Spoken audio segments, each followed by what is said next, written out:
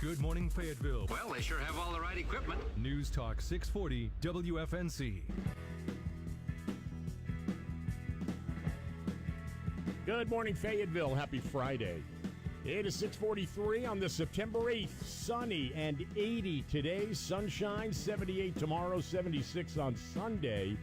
And then Monday and Tuesday right now could get a little rain, maybe some wind from Hurricane Irma. It is 56 right now in Fayetteville. I'm Goldy. Thanks for kicking the day off with us. Just the latest on Hurricane Irma, if you're just joining us.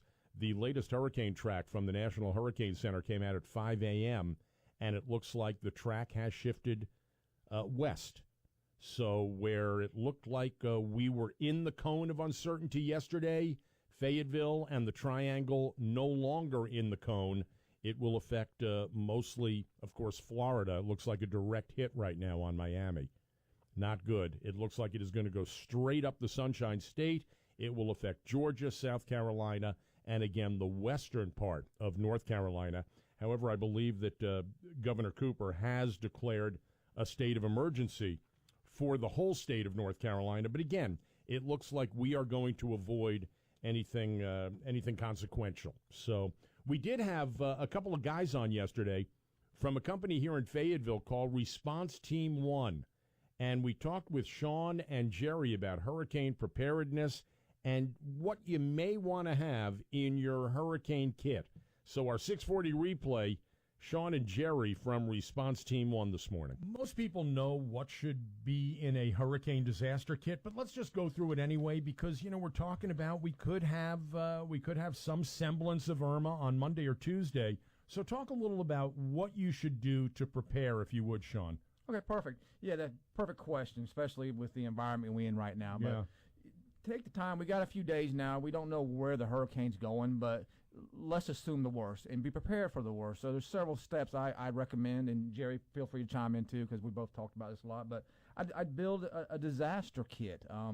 You want to make sure you have enough non-perishable food and water, especially if you're going to stay at the property for at least a week. You don't know what the condition of the roads are going to be. You don't know if you're going to have running water, so water and food, those are two primary. You also need to prep your fridge and freezer. Perishable food, if the power goes out, that's gonna spoil, so consume the perishable food. One thing you also want to do is try to keep your freezer stay at cold temperature as long as possible. One of the tricks is freeze bottled water, freeze bags of water, and fill any empty voids in your freezer. Real? I've never heard that before. Yes, sir. Fill it, and it'll keep the temperature below freezing as long as possible. And, of course, try not to open it up as much, as little as possible. So if you have an automatic ice maker, yes, obviously that would help, but still fill any pockets of space in your freezer with frozen water bottles. Frozen water bottles, Ziploc bags, but yeah, fill that void, and that keeps the temperature down. I'd never heard that before. Great idea. Right. Another critical step is definitely take a look at your medication you use on a regular basis. If the power goes out or the roads are accessible, pharmacies may be down, so make sure you have medication to carry you for at least a week. So start doing that now and have it in a safe location that can easily get your hands on.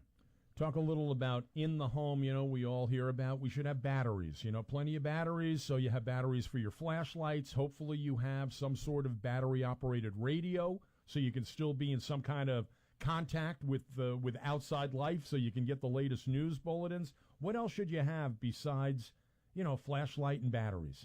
Flashlights, batteries, have a first aid kit, with the essentials, personal hygiene, your toothbrushes, toothpaste, or whatever. Keep your gas tank full in your vehicle.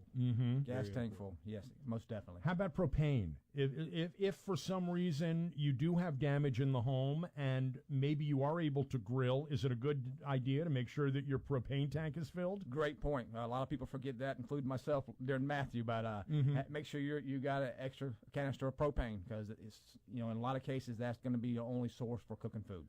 I also see something on your list here that I wouldn't have thought of.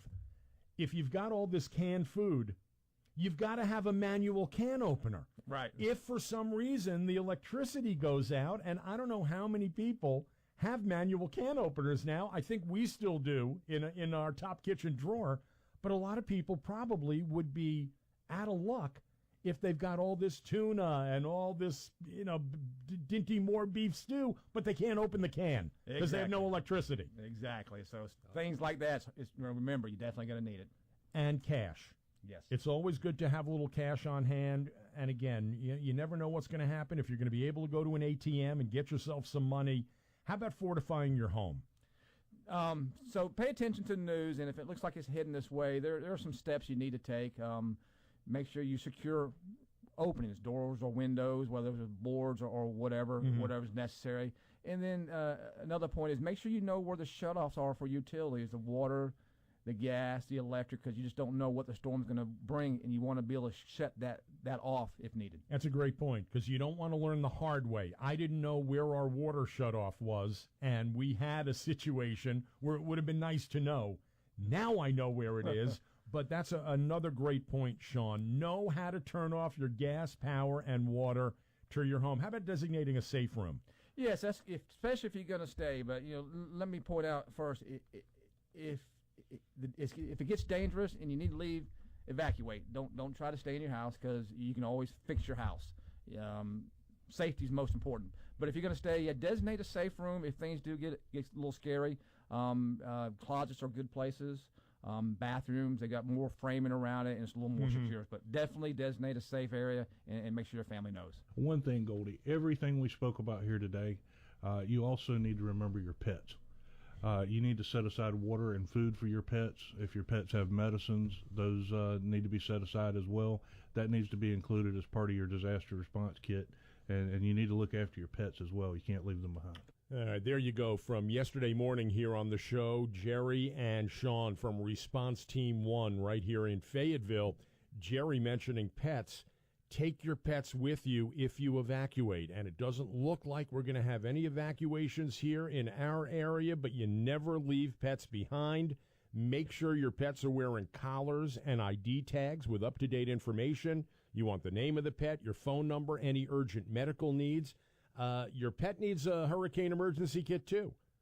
Some of the items, again, medical records, food, water and food bowls, any medications, litter and disposable litter trays, liquid dish soap, and disposable garbage bags.